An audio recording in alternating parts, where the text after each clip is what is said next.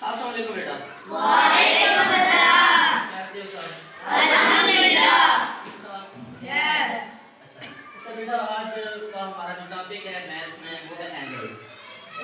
Angles, measurement of angles और use of protector. ठीक है, हम आज ये सारी चीजें डिटेल में पढ़ेंगे। तो सबसे पहले आपको एंगल्स का पता होना चाहिए कि एंगल है क्या। ठीक है, एंगल की डेफिनेशन के मुताबिक दो लाइंस जो आपस में एक कॉमन पॉइंट पर मिलती हैं, उन दोनों लाइंस के दरमियान का डिस्टेंस एंगल कहलाता है।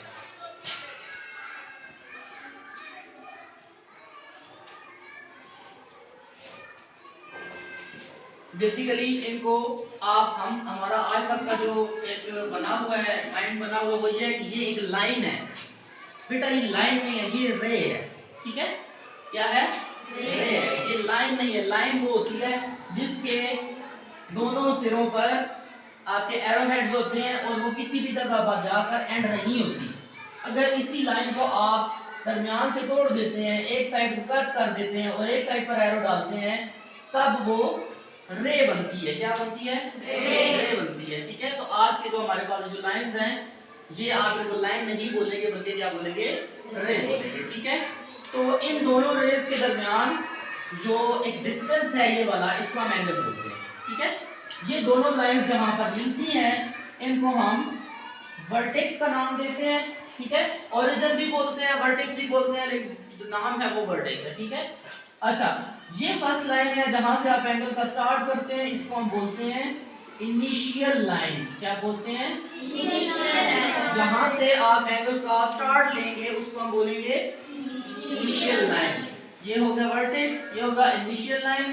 नेक्स्ट है टर्मिनल लाइन। तो जिस लाइन को आप मूव करवा के आगे पीछे लेकर जाएंगे, ठीक है, उसको हम बोलेंगे टर्मिनल लाइन। क्या बोलेंगे? Terminal line.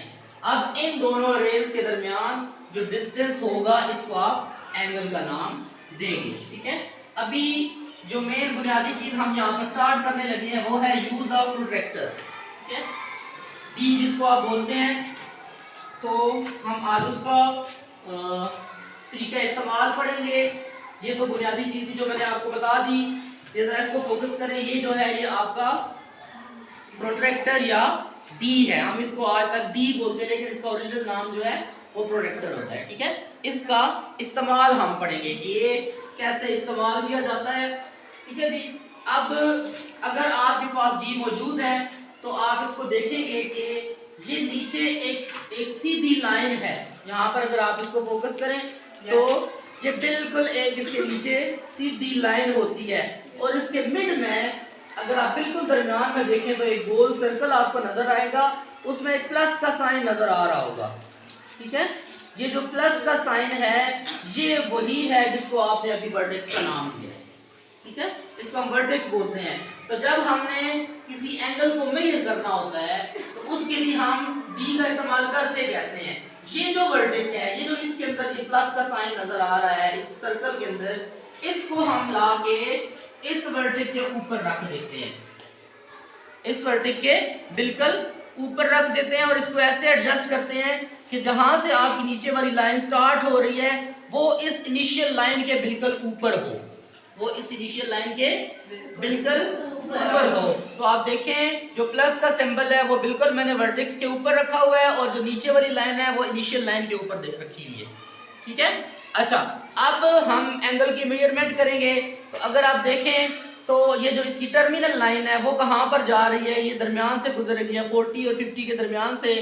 तो इसमें देखिए आपको दो स्केल्स नजर आएंगे, एक 40 और 50 है और एक 130 और 140 है। ठीक है, तो आपने ये देखना है कि इस प्रोटेक्टर के ऊपर दो किस्म की मेजरमेंट्स चल रही हैं। ठीक है, अगर आप इनिशियल लाइन की तरफ देखें तो एक 0 से स्टार्ट हो रहा है और एक 180 से स्टार्ट हो रहा है। ठीक है, तो आपने ये देखना है कि जो इनिशियल लाइन है वो हमने 0 वाले उसके मेजरमेंट से स्टार्ट करनी है। ठीक है, ना कि 180। आपकी काउंटिंग कहाँ से स्टार्ट होती है? 0 से होती है ना, 0 1 से, 180 से तो नहीं होती। तो हमने मेजरमेंट कहाँ से स्टार्ट करनी है? 0 वाली साइड से। तो ये 0 से आप अगर काउंट करें 0 10 20 30 40 और इसके 50 के दरमियान में लाइन आ रही है, तो 40 और 50 के दरमियान में क्या होता है? 45। तो ये एंगल जो है ये कितने का है? ये 45 का एंगल है, ठीक है। अब मजीद मैं चूंकि ये बोर्ड है तो बोर्ड के ऊपर आपको सही तरह से नजर नहीं आ रहा होगा, तो इसको मैं आपको कॉपी पर करके दिखाऊंगा।